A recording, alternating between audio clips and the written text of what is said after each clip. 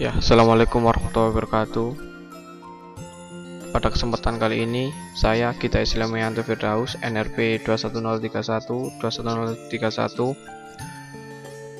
akan membahas tentang data mining dengan dosen pengampu yaitu Rengga Asmara Eskom UJA.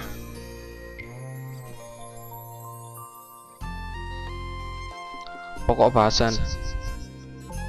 Pertama, kita akan membahas model data mining, kemudian fungsionalitas dalam data mining, lalu tahapan dalam data mining, teknik-teknik data mining, kemudian tujuan.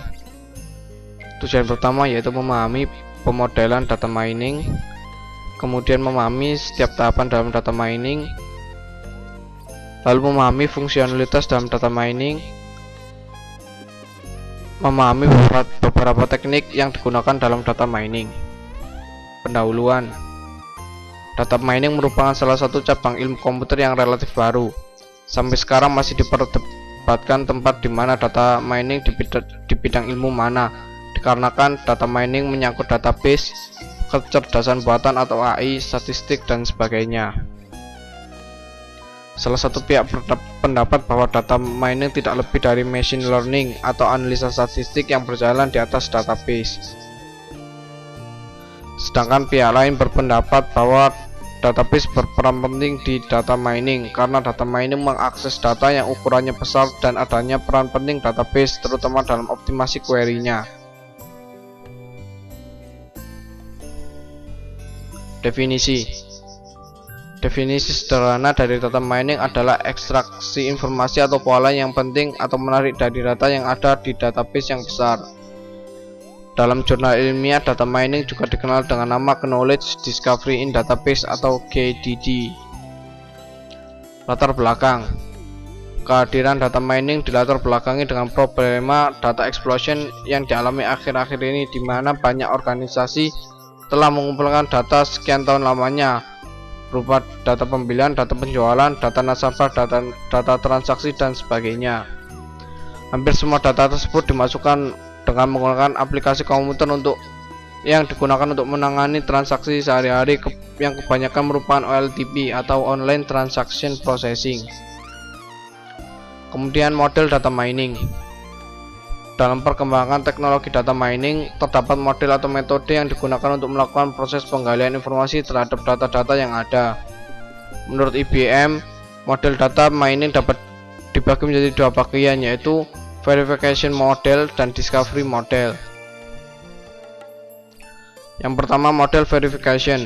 Model ini menggunakan perkiraan atau hipotesis dari pengguna dan melakukan tes terhadap perkiraan yang diambil sebelumnya dengan menggunakan data-data yang ada. Penekanan terhadap model ini adalah terletak pada user yang bertanggung jawab terhadap penyusunan perkiraan atau hipotesis dan permasalahan pada data untuk meniadakan atau menegaskan hasil perkiraan atau hipotesis yang diambil. Kedua yaitu discovery model. Model ini berbeda dengan verification model, di mana pada model ini sistem secara langsung menemukan informasi-informasi penting yang tersembunyi dalam suatu data yang besar. Data-data yang ada kemudian dipilah untuk menemukan suatu pola, tren yang ada, dan keadaan umumnya pada saat itu tanpa adanya campur tangan dan tuntunan dari pengguna. Hasil temuan ini menyatakan fakta-fakta yang ada dalam data-data yang ditemukan dalam waktu yang singkat mungkin. Sebagai contoh, misalkan sebuah bank ingin menemukan kelompok-kelompok pelanggan yang dapat dijadikan target suatu produk yang akan dikeluarkan. Kebutuhan dan tantangan dalam data mining. Penanganan berbagai tipe data, efisiensi dari algoritma data mining, kegunaan, kepastian dan keakuratan hasil, ekspresi terhadap berbagai jenis hasil, memperoleh informasi dari sumber-sumber data yang berbeda, proteksi dan keamanan data. Kemudian tahapan dalam data mining. Itu pertama, data diseleksi, kemudian menjadi target data, kemudian diproses dan ditransformasi data, lalu kemudian proses selanjutnya yaitu data mining hingga terbentuk suatu pola, Dari pola tersebut kemudian dapat diinterpretasi dan dievaluasi.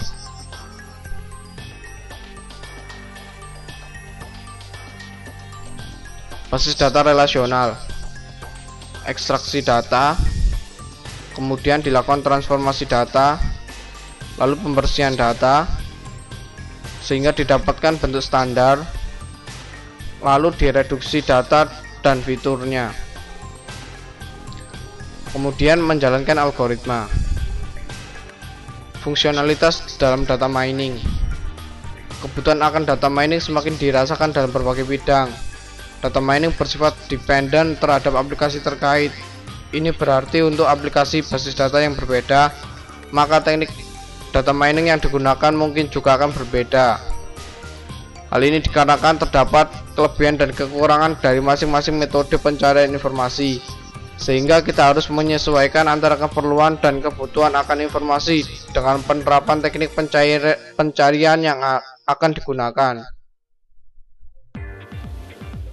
Tugas utamanya adalah untuk menemukan suatu himpunan antar item dalam bentuk A1A, AAM sehingga B1A, ABN, di mana A dan B adalah himpunan atribut nilai dari sekumpulan data yang relevan dalam suatu basis data. Sebagai contoh, dari suatu himpunan transaksi, seseorang mungkin menemukan suatu hubungan berikut, yaitu jika seorang pelanggan membeli selai, ia biasanya juga membeli roti dalam satu transaksi yang sama. Salah satu aplikasi data mining dan analisa yang paling sering digunakan dalam hubungannya dengan basis data sistem produksi adalah generalisasi dan pencatatan data, yang juga dikenal dengan beberapa nama lain seperti Online Analytical Processing atau OLAP, basis data multidimensi, data cubes, abstraksi data, dan sebagainya. Generalisasi dan pencatatan data ini menampilkan karakteristik umum terhadap sekumpulan data yang dispesifikkan oleh pemakai dalam basis data. C. Klasifikasi data. Aplikasi lain yang penting dari data mining adalah kemampuannya untuk melakukan proses klasifikasi pada suatu data dalam jumlah besar. Hal ini sering disebut mining classification rules. Klasifikasi data sendiri adalah suatu proses yang menemukan properti-properti yang sama pada sebuah himpunan objek di dalam sebuah basis data dan mengklasifikasikannya ke dalam kelas-kelas yang berbeda menurut model klasifikasi yang ditetapkan. D. Analisa cluster. Pada dasarnya, clustering terhadap data adalah suatu proses untuk mengelompokkan sekumpulan data tanpa atribut kelas yang telah didefinisikan sebelumnya, berdasarkan pada prinsip konseptual clustering, yaitu memaksimalkan dan juga meminimalkan kemiripan intra-kelas.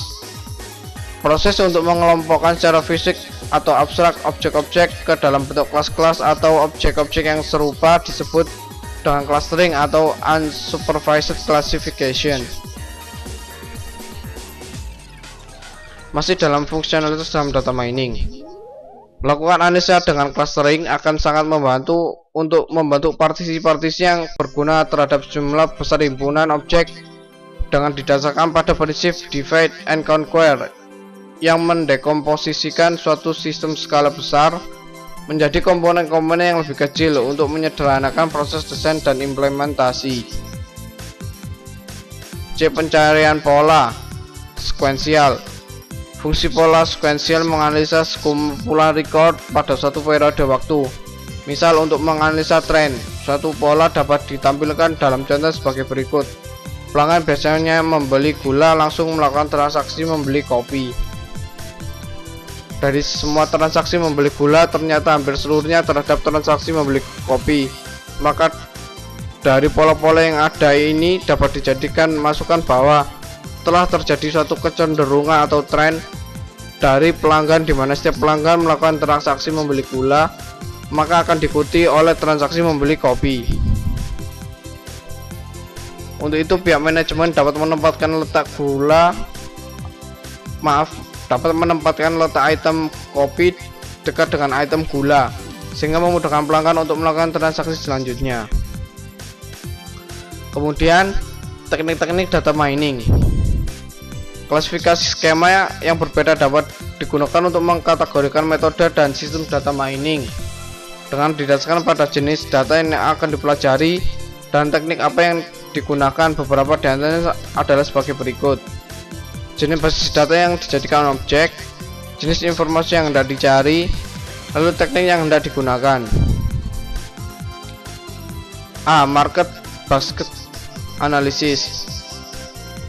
Fungsi association rules seringkali disebut dengan market basket analysis, yang digunakan untuk menemukan relasi atau korelasi di antara himpunan item-item. Market basket analysis adalah analisa dari kebiasaan membeli customer dengan mencari asosiasi dan korelasi antara item-item yang berbeda yang diletakkan customer dalam keranjang belanjaannya. Fungsi ini paling banyak digunakan untuk menganalisa data dalam rangka keperluan strategi pemasaran, desain katalog, dan proses pembuatan keputusan bisnis. Algoritma a priori yang bertujuan untuk menemukan frequent item set dijalankan pada sekumpulan data. Pada iterasi ke K akan ditemukan semua item sets yang memiliki K items disebut dengan K item sets. Inti dari algoritma a priori: pertama, gunakan frequent K-1 min item set untuk membangun kandidat frequent item set. Kemudian gunakan scan database dengan pencocokan pola untuk mengumpulkan hitungan untuk kandidat item set. Ilustrasi algoritma a priori. Jadi seperti dalam skema ini merupakan ilustrasi algoritma a priori. Ya, sekian pembahasan kita kali ini mengenai data mining. Semoga bermanfaat. Wassalamualaikum warahmatullahi wabarakatuh.